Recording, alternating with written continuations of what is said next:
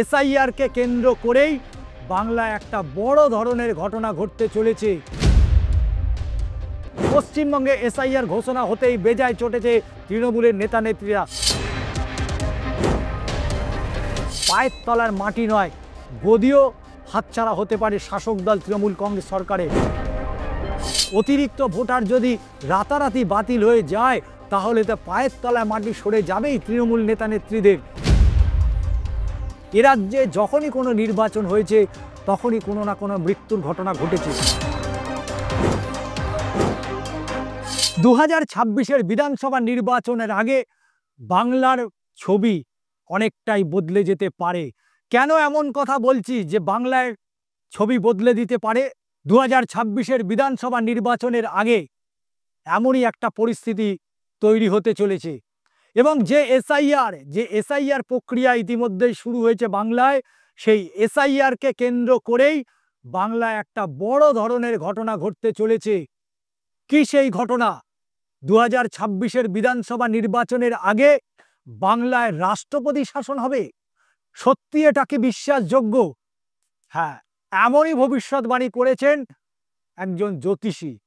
যে জ্যোতিষীর কথা আমরা বলবো, সারা পৃথিবী জুড়ে বারবার বিভিন্ন নির্বাচন, বিভিন্ন সময়কালে জ্যোতিষীরা যে ভবিষ্যৎবাণী করেছেন, হয়তো সব ক্ষেত্রে সেটা মেলেনি, কিন্তু বহু ক্ষেত্রে সেই জ্যোতিষীদের ভবিষ্যৎবাণী একেবারে অক্ষরে অক্ষরে মিলে গিয়েছে।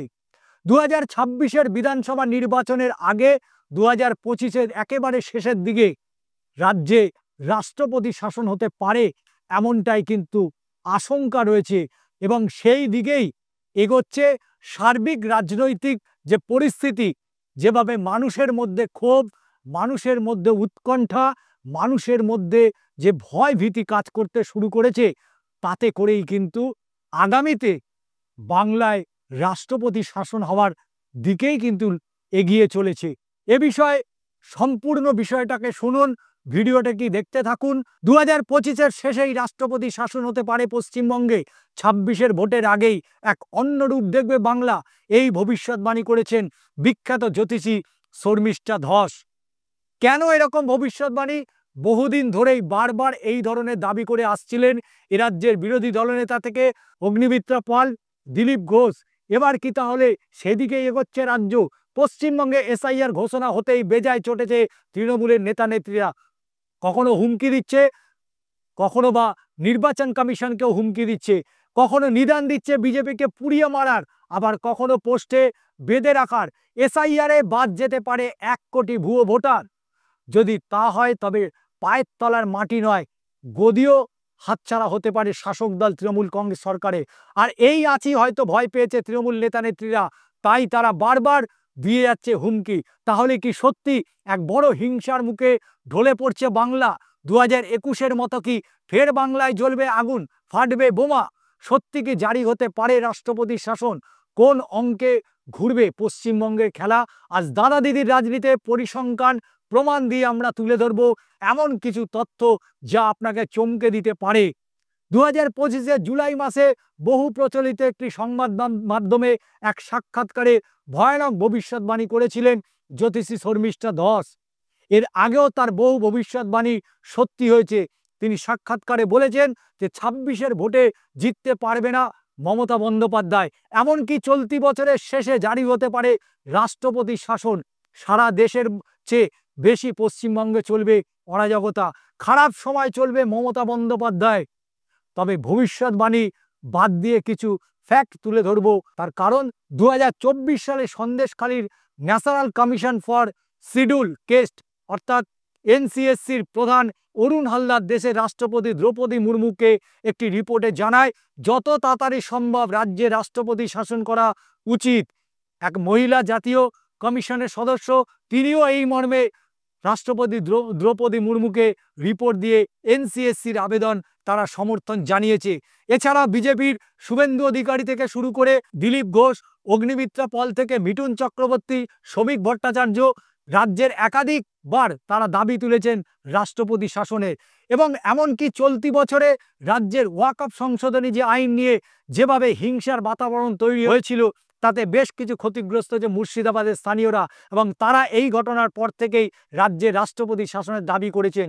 রাজ্যের বিরোধী দলনেতা সরকারের বিরোধিতা করবে সেটাই কাম্য, কিন্তু রাজ্যের জনগণ থেকে শুরু করে নিরপেক্ষ সংস্থা প্রত্যেকেই দাবি তুলেছে রাষ্ট্রপতি শাসনের। কেন এইরকম পরিস্থিতি, কেন এইরকম চরম পদক্ষেপের দাবি তুলেছে বারবার? কারণ পরিষ্কার, বাংলার পঞ্চায়েত নির্বাচন হোক বা বিধানসভা নির্বাচন অথবা লোকসভা নির্বাচন, সর্বক্ষেত্রে যে পরিমাণ হিংসা, গুলি বোমা চলে কারো সে বিষয়ে অজানা নয়। 2021 সালে ভোটের পর বাড়ি ছাড়া হয়েছিল প্রায় 15,000 মানুষ, মৃতের সংখ্যা ছড়িয়েছিল প্রায় কাছাকাছি 50-এর। তাই এসআইআর এর রেজাল্টের পর যে এক প্রকার এই ধরনের ঘটনা ঘটবে না তা বলাটা বোকামি ছাড়া আর কিছুই নয়। তার আজ এখনই পাওয়া যাচ্ছে তৃণমূলের নেতা নেত্রীদের কথায়। অভিষেক বন্দ্যোপাধ্যায় থেকে কুণাল ঘোষ, ফিরহাদ হাকিম থেকে চন্দ্রিমা ভট্টাচার্য, তাদের হুমকির কথা শুনে বলা যায় বাঁশের চেয়ে কঞ্চি বড়। কেন এখানেই ভয় পাচ্ছে তৃণমূল কংগ্রেস? এর পেছনে রয়েছে সহজ অঙ্ক। 2025-এ ইলেকটোরাল রোলের নাম রয়েছে প্রায় 70 কোটি 60 লক্ষ ভোটারে, যার মধ্যে 2002 সালে ভোটার তালিকার সাথে ম্যাচ করছে 3 কোটি 96 লক্ষ, অর্থাৎ গত 23 বছরে 3 কোটি 64 লক্ষ ভোটার, যা বেড়েছে প্রায় 91% এবং অর্থাৎ দ্বিগুণের সমান। কিছু কিছু জেলা যেমন কলকাতা, মেদিনীপুর, মালদা, আলিপুরদুয়ার এর আগে থেকে ভোটারের সংখ্যা অনেকটাই বেড়ে গিয়েছে। অতিরিক্ত ভোটার যদি রাতারাতি বাতিল হয়ে যায় তাহলে তো পায়ের তলায় মাটি সরে যাবেই তৃণমূল নেতা নেত্রীদের। বিষয়টা অত্যন্ত উদ্বেগজনক। উদ্বেগ আরও বাড়াবে যখন জানবে আরও একটি পরিসংখ্যান। কারণ নীতি আয়োগের যে রিপোর্ট তাতে বলছে যে আমাদের রাজ্যের জনসংখ্যা বৃদ্ধির হার বার্ষিক 0.5%। 21 সালে এ রাজ্যের জনসংখ্যা ছিল প্রায় 8.02 কোটি। অর্থাৎ সেন্সেক্স অফ ইন্ডিয়া জানাচ্ছে 25-এ পশ্চিমবঙ্গের জনসংখ্যা 9.98 কোটি, জনসংখ্যা বেড়েছে 2 কোটি, কিন্তু ভোটার সংখ্যা বেড়েছে 3.5 কোটির বেশি। জানলে অবাক হবেন, 2002 সালে এসআইআর হয়েছিল, তাতে প্রথম যে খসড়া তালিকা বাদ গিয়েছিল প্রায় 69 লক্ষ ভোটারের নাম। তখন এসআইআরকে পূর্ণ সমর্থন জানিয়েছিলেন রাজ্যের বর্তমান মুখ্যমন্ত্রী মমতা বন্দ্যোপাধ্যায়। বাম সরকারকে ভেঙে দিয়ে নতুন নির্বাচন করা হোক তার দাবি তুলেছিল। এখানে এসআইআর এর বিরুদ্ধে দ্বিচারিতা করা হচ্ছে এমনটাই অভিযোগ। কেন এসআইআরকে ভয় পাচ্ছে? কারণ 2011 সালে থেকে পশ্চিমবঙ্গ টানা তৃণমূল রাজত্ব করছে। 21 সালে বিধানসভা নির্বাচনে 215টি আসন পেয়েছিল তৃণমূল, 77টি আসন পেয়েছিল বিজেপি, কিন্তু পরিসংখ্যান প্রায় 2 কোটি 89 লক্ষ ভোট পেয়েছিল বিজেপি, প্রায় 2 কোটি 29 লক্ষর ফারাক ছিল, 7 লক্ষ ভোট কম বেশি।